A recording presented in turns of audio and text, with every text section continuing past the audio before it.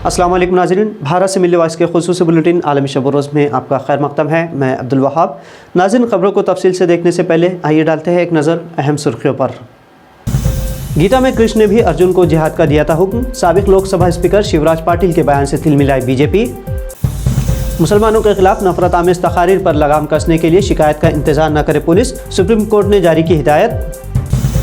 मोदी हुकूमत ने किसानों को ठगा, कांग्रेसी कायद सुरजेवाला का रबी फसलों पर MSP से मुताल्लिक तंज। सुप्रीम कोर्ट की पाबंदी के बावजूद दिवाली पर दिल्ली NCR में इस बार भी जलेंगे खूब पटाखे, सर्वे में हुआ इंकशाफ। और भले ही ताबूत में मरकर लौटे, यूक्रेन से नहीं होंगे वापस, मोदी हुकूमत से नाराज 1500 हिंदुस्तानी तलबा ने किया ऐलान।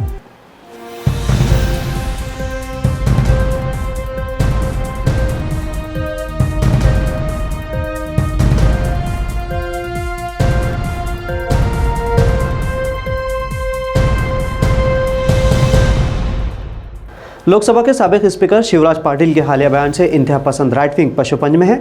शिवराज ने 2 दिन कबल कहा था कि जिहाद का तस्वुर सिर्फ इस्लाम ही में नहीं बल्कि भगवद गीता और ईसाईयत में भी पाया जाता है।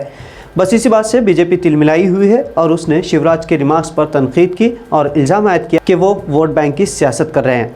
कांग्रेस के बुजुर्ग कायदा और साबिक मरकज़ी वज़ीर मोहसिना खिदवाई के सवाने के इजरा के मौके पर खिताब करते हुए साबिक स्पीकर लोकसभा और मरकज़ी वज़ीर शिवराज पाटिल ने कहा कि मज़हब इस्लाम में जिहाद पर बड़ी बहस होती है।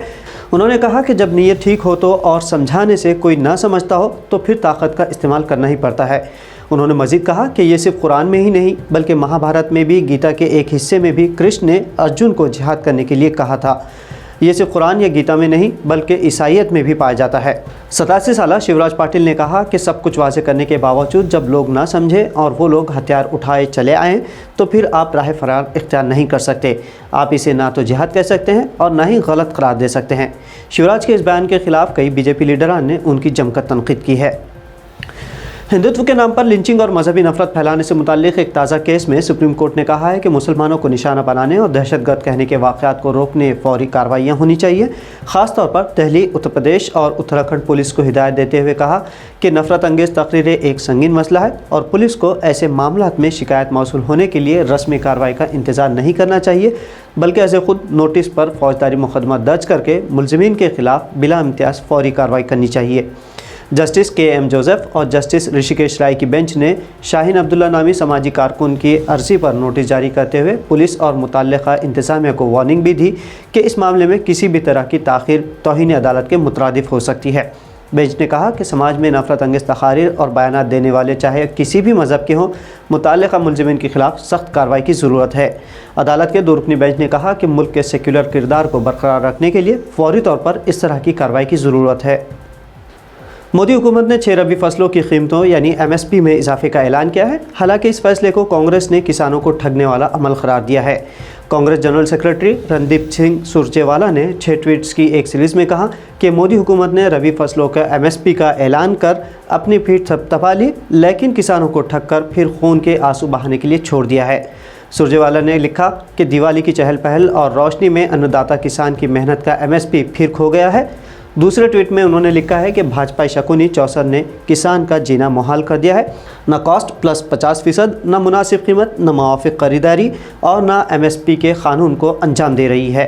सुरजेवाला ने अगले ट्वीट में लिखा कि मोदी जी ने 2014 में वादा किया था कि किसानों को कॉस्ट प्लस 50% देंगे, लेकिन 50% तो दूर, ऐलान करदा MSP तो खुद BJP हुकूमतों के ज़रिए मांगे गए MSP से भी कम है। दिल्ली दुनिया का सबसे आलूदा शहर है और इसीलिए दिल्ली NCR में इस बार भी दिवाली के मौके पर पटाखे की खरीदो फरोख्त और इसे चलाने पर पाबंदी है।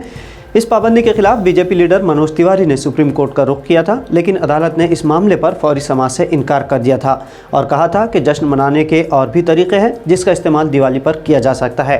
अब ऐसी खबरें सामने आ रही हैं कि दिल्ली NCR में पटाखों पर पाबंदी के बावजूद इस बार भी खूब पटाखे फूटने वाले हैं। सर्वे में इंकशाफ हुआ कि 39% लोग सुप्रीम कोर्ट के पटाखों पर पाबंदी के हुक्म के बावजूद पटाखे जलाने तैयार है। ये सर्वे दिल्ली, नोएडा, गाज़ियाबाद, गुरुग्राम और फरीदाबाद के सभी अजला में कराया गया है, जहां रहने वाले 10,000 से ज़्यादा लोगों ने अपना रद्द-ए-अमल दिया है। इस साल 2022 में त्यौहार के मद्देनज़र और NCR के नोएडा, गाज़ियाबाद और गुरुग्राम में पटाखों पर कोई पाबंदी नहीं होने के सबब 39% दिल्ली NCR में पटाखे जलाने का मंसूबा बना रहे हैं। यूक्रेन पर रूस का हमला एक बार फिर तेज़ हो गया है और इसी दरमियान गुज़िश्ता रोज़ हुकूमत हिंद ने यूक्रेन में मौजूद सभी हिंदुस्तानियों के लिए एडवाइजरी जारी करते हुए वतन वापसी की गुजारिश की है। ताज़ा तरीन खबरों के मुताबिक यूक्रेन में फंसे तकरीबन 1500 हिंदुस्तानी तलबा ने हुकूमत हिंद की इस एडवाइजरी को मानने से इनकार कर दिया है। उन्होंने साफ लफ्ज़ों में कह दिया है कि वो यूक्रेन में ही रहकर पढ़ाई करेंगे या फिर वहीं मर जाएंगे। एक तालिब इल्म ने यहाँ तक कह दिया कि अगर मर गए और ताबूत में वतन वापस जाना पड़े तो ये भी मंजूर है। भारतीय तलबा का ये मौक़िफ़ इसलिए है क्योंकि उनके पास इसके अलावा कोई दूसरा मुतबादिल मौजूद नहीं। यूक्रेन में तालीम हासिल कर रहे हिंदुस्तानी तलबा हुकूमत हिंद से बहुत नाराज़ हैं।